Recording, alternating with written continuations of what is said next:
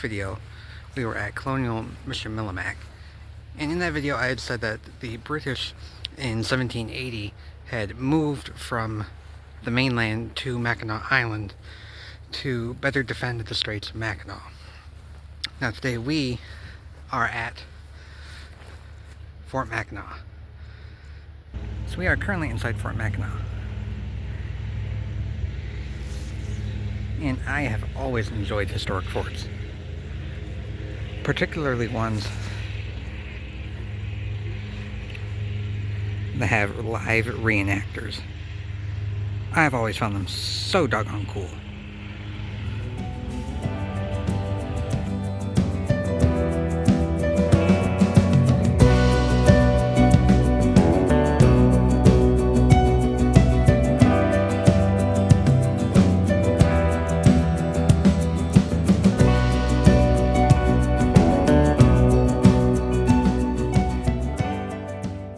So we're about to go into the officers' stone quarters, and a little interesting tidbit of history is that this is the oldest public building on the island. So this is the quarters of Lieutenant Benjamin C. Morse and Jesse K. Morris. If you notice how this room is set up, like they were just here, well, they've recreated it about as pretty doggone close as you possibly can.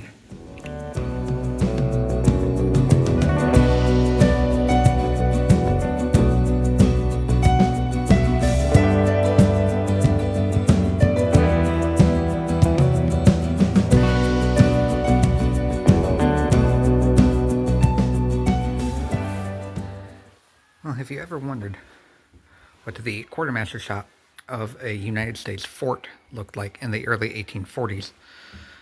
This would be what it looked like. Now here is where every soldier would get all their supplies, uniforms, flags, blankets, pretty much anything you can think of.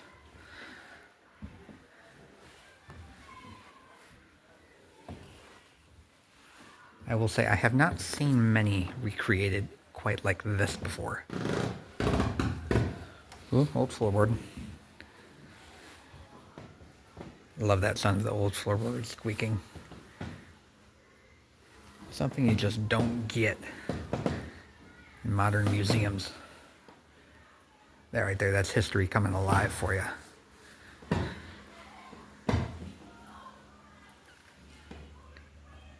So here are the original plans for the bathhouse, or what was originally their bathroom facilities.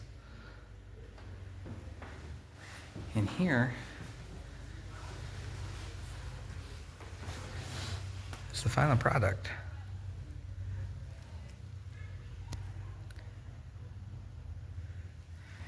You got a heater over there inside, and up here, that right there is a vent for steam. Pretty sophisticated that they had here.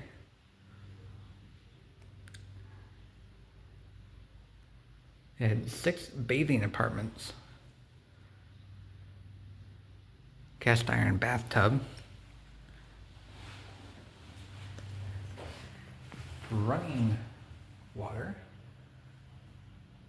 and you got all this here at the fort for a grand total of $444.38.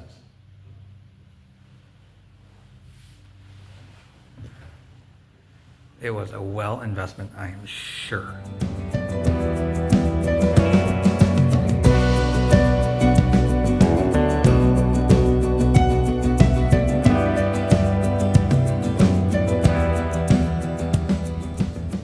Now, what you may not know about me is I enjoy healthcare. I worked in it, that's my career, and I'm always fascinated by learning about ancient or old history pertaining to medicine. In this aspect, here at Fort Mackinac, it's very fascinating. They have an old hospital here full of information and good resource material. if you really want to know what it was like back in the 1800s for medicine. That being said, the 1800s when it comes to medicine is pretty much like the Dark Ages.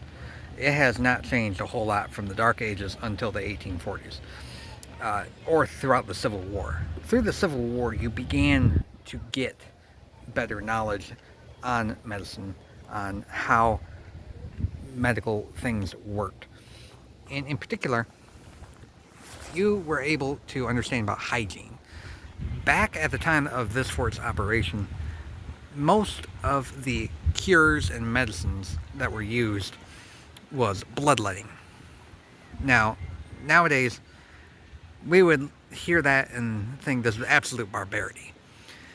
Well, that wasn't the only medicine that they primarily used upon. In fact, Army regulations during this time required doctors to have opium on hand and a mercury-based compound as well to act as a diuretic. If your doctor today prescribed you a medication or gave you opium or this mercury compound, most likely you would be suing this doctor out of every cent they own.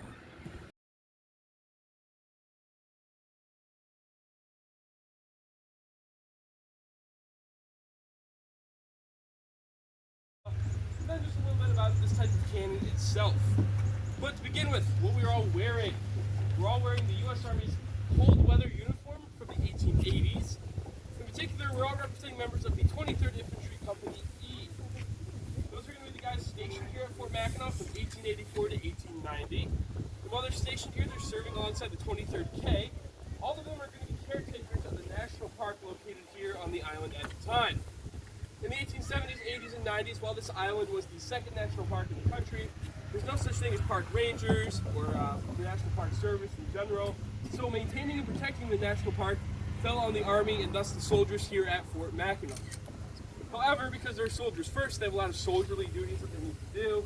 So every day you'd see them have, almost every day you'd see them have about 2 hours of drill on the parade ground, 6 to 8 hours of fatigue duty around the fort, just a whole host of things they needed to do every single day. And sometimes you'd be assigned guard duty. Now, guard duty was a 24-hour shift where a soldier would spend 2 hours on the walls, 2 hours in the guardhouse, 2 hours on the walls, back and forth for a whole 24-hour period. However, twice a day in the 1880s, the guards would fire the cannon. Once in the morning at the raising of the flag, called Reveille, to signal the beginning of the soldier's workday, and then once in the evening around 6:30 to signal the end of the soldier's workday, and that was called retreat.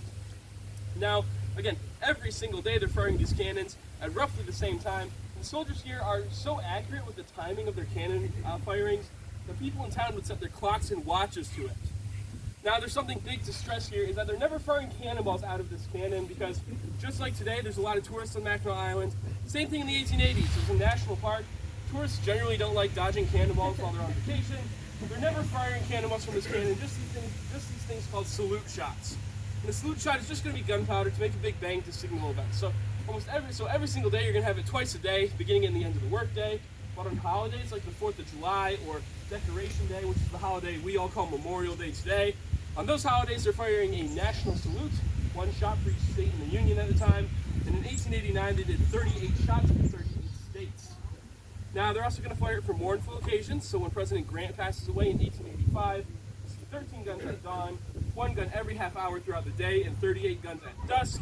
They even fired it for the first boat of tourists to come to the island after a really long winter, like they did in 1886. So long story short, they fire these cannons a lot and for a whole variety of reasons. Now the cannon they're firing is very similar to the type behind me here.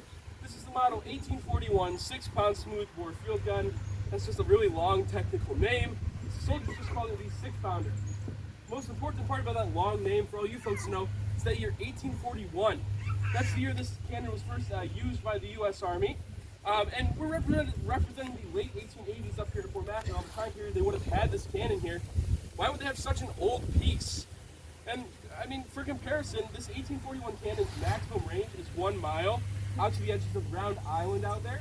However, it's a smoothbore gun, so its maximum effective range, if say you wanted to hit a barn-sized or ship-sized target most of the time, it's only going to be about half a mile out to the end of the break wall. By comparison, cannons made in the 1880s could hit targets 3 to 4 miles away with extreme accuracy. So by cannon standards, this is garbage. This is antique. This is obsolete by the 1880s. And that's why they got it up here at Fort Mackinac. They're not defending the fort from any tourists or an invasion from Canada in the 1880s. They just need something to make a loud bang, which this piece is more than adequate enough to do. So we're going to get started in a second here with the actual loading of the piece. This is a muzzle loader, meaning you load it from the front. There's a whole process we have to go through. By comparison, in the 1880s, most cannons were breech loading, meaning you'd unscrew the back, throw your shell in there, and that would be it. But to get started with the loading, I have to give a few commands. The first one is, oh. So everyone's stepping to their position here. Jack in the back is thumb stalling. He's basically stopping oxygen from flowing through the piece to make it safe to load our charge. Sponge. Everyone's got the sponge or the wet swab. It's just sheep's wool on the end of a rammer dipped in water. Sat down the barrel is going to extinguish any flames and actually make it safe to load our charge. So our first few steps here are all about safety. Now Clay, in the meantime, is actually place the charge inside the barrel, which today is about 5 ounces of gunpowder, wrapped in not so historically accurate aluminum foil. Historically, they use muslin cloth, which is a lot like linen, so it tends to catch on fire. Not the best thing with a park below us, so using 5 ounces in aluminum foil. Ram. Everett's going to ram that down, so it's just about at the breech of the cannon where Jack's thumb is. Once he's given a few taps and stay out of the way, ready. Jack can prime the piece. So he's taking a brass spike called the gimlet. He's opening up a hole in our powder charge to ensure a flame can get inside of it. Then he's going to place inside our ignition device. This is called a friction primer. It's a little copper or brass tube with gunpowder inside of it. At the top there's a pin, and where the pin and tube meets a chemical called fulminated mercury. That chemical is friction sensitive, hence why it's called a friction primer. So when we pull that pin, we get a spark in the chemical. That spark is going to travel into the gunpowder in the little tube and jet a flame into that hole we poked, setting off the charge. Now our last step is to attach the lanyard, which is my time to remind you that this is a cannon. You might find it a little bit loud, so I advise you folks to either cover your ears or keep your cameras on and press record, whatever you prioritize here. That being said, there are 2 commands left to give. They are ready, fire! That's cannon firing, folks.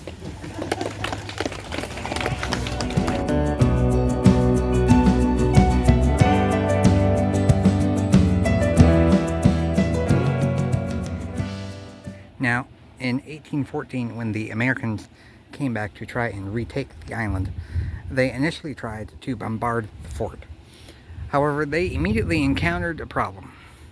Their guns could not reach this fort. You would think that would be a very vital piece of information to learn before you get here. Well, they missed that lesson. And down here, I'll try and point with my finger to show you, somewhere down in here is where the fort's gardens used to be. Well, that is as far as the American guns could get. So instead of bombarding the fort into submission, all they ended up doing was bombarding all their fruits and vegetables. Now, after the British took the fort here, they realized that if they wanted to maintain this position, they would have to ensure that the Americans did not try what they did to retake it. Now, this means they needed a better position. Well, what better position is there for them to build a new fort on than the highest point on the island? Seems like a no-brainer to anyone, even a novice, when it comes to military strategy. They named it Fort George. And that's where we're going in the next video.